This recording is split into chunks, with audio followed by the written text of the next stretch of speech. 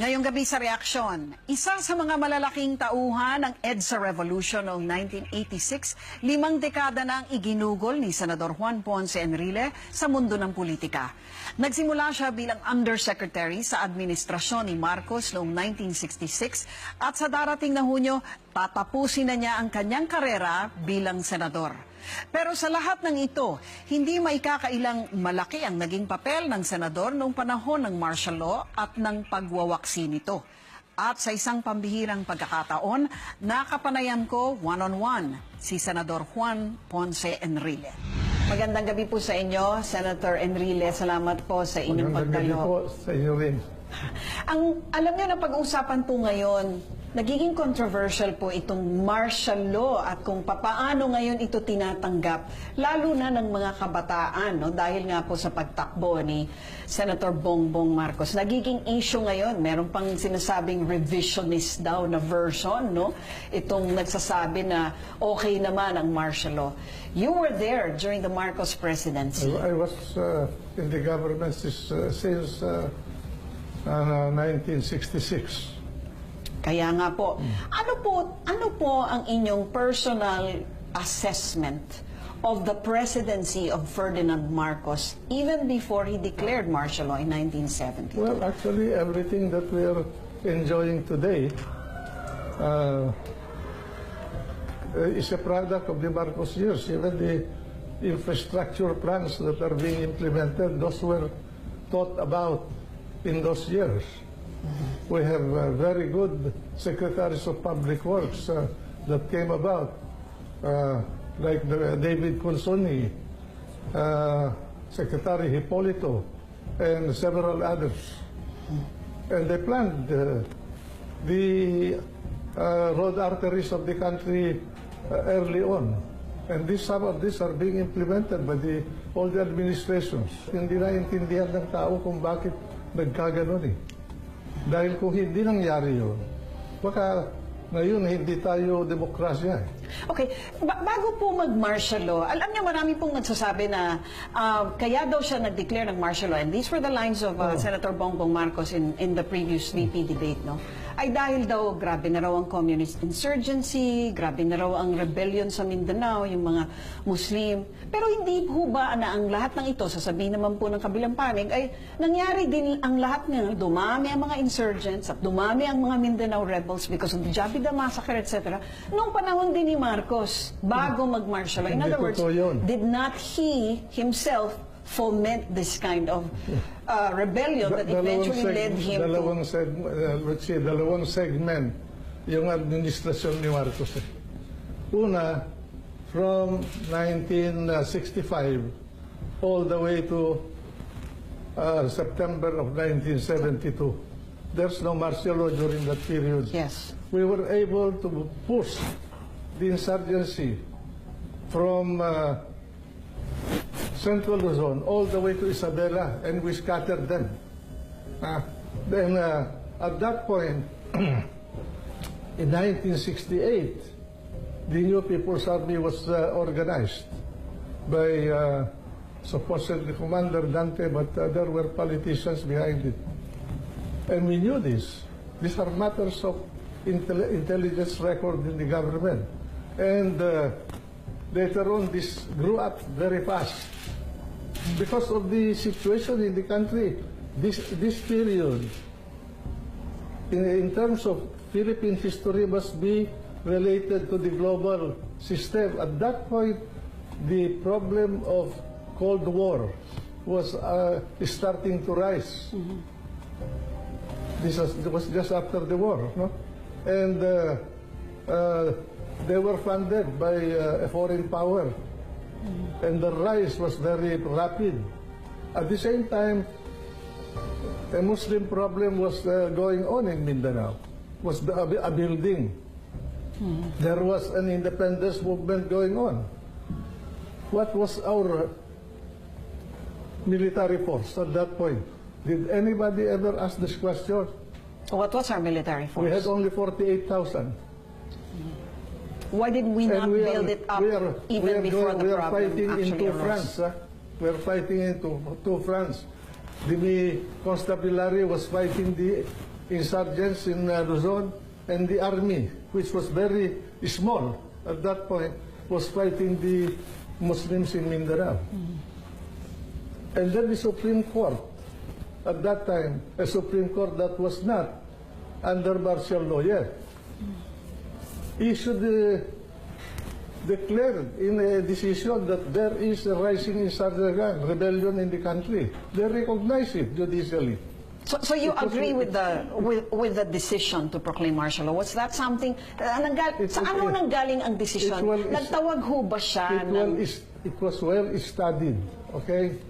He asked the Department of Justice to do a very thorough study of the powers of the President under the Commander-in-Chief provision. Pinag-aralan namin yun. Ngayon, ang mga kasama ko na nag-aral noon, dalawang magna cum laude sa UP. Si Mili Gonzaga, Minerva Gonzaga, ang naging Justice of the Supreme Court, at saka si Efren Plana. Parehong magna cum laude yun. Ngayon, we prepared a book covering the entire gamut of the powers of the President of the Philippines under a martial law condition. We gave it to President Marcos. The President Marcos called his cabinet and discussed the matter. And then he presented it to the General Staff of the Armed Forces of the Philippines, both the Constabulary and the Army.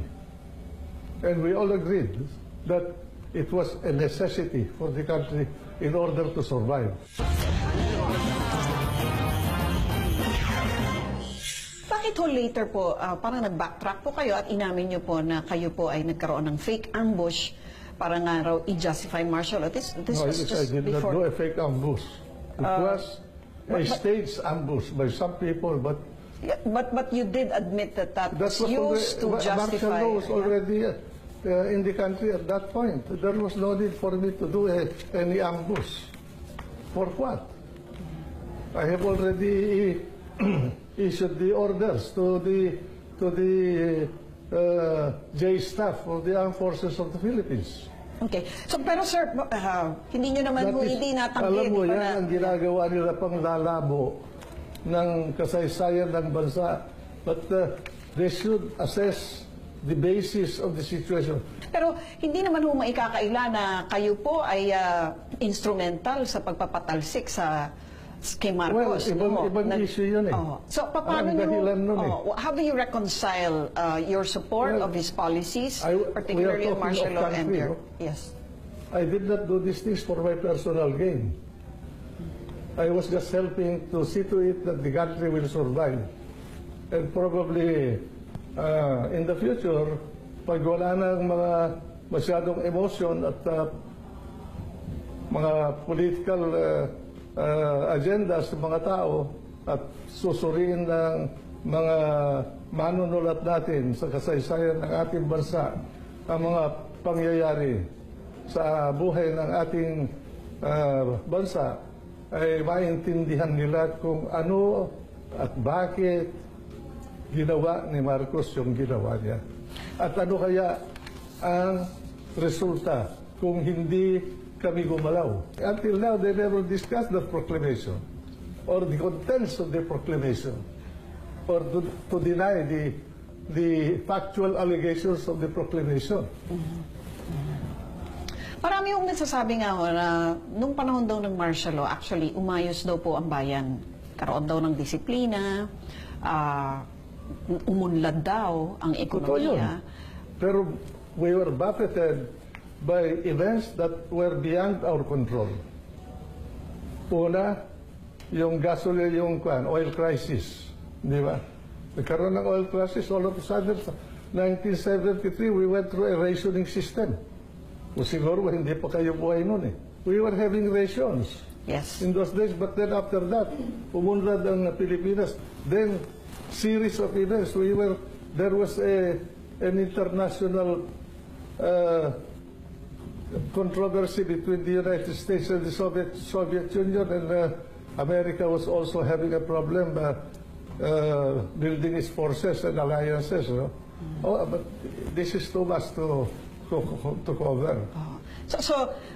The usual plaints that are, yung mga madalas pong binibring up against martial law, syempre po ay, number one po yung human rights abuses. Well, why don't they file cases if there are human rights abuses? Why did they file their case in America instead of here?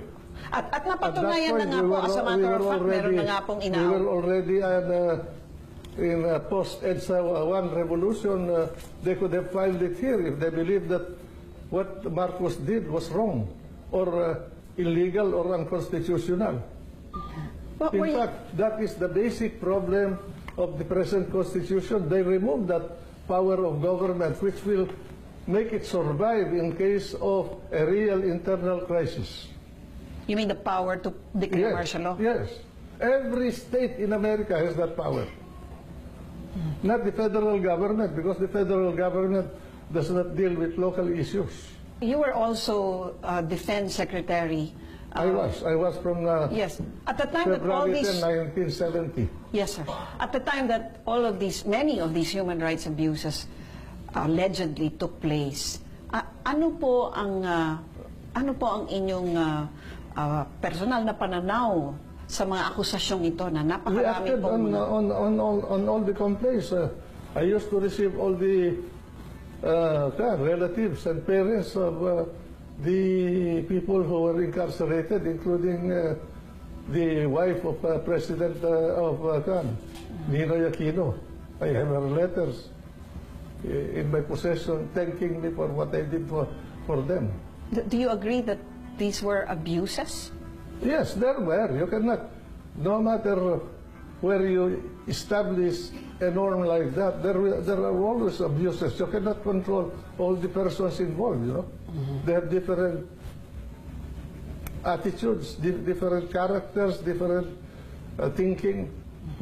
Hindi ho ba dapat ngang pinanagutan ng rehimeng Marcos yun at hindi ho kaya pananagutan din nila yung kanilang ginawa na bubuwagin nila ang gobyerno ng Pilipinas. Di ba? What would you do if there is a rebellion? You should see what they do in other countries. At least at here, we use the law. Kung walang magsasabi, walang mangyayari. Ang opinyon mo, pinakikinggan, pinag-uusapan dahil ang bawat balita may katumbas na reaksyon. Ako po si Lucy Cruz Valdez. Magandang gabi po sa inyong lahat.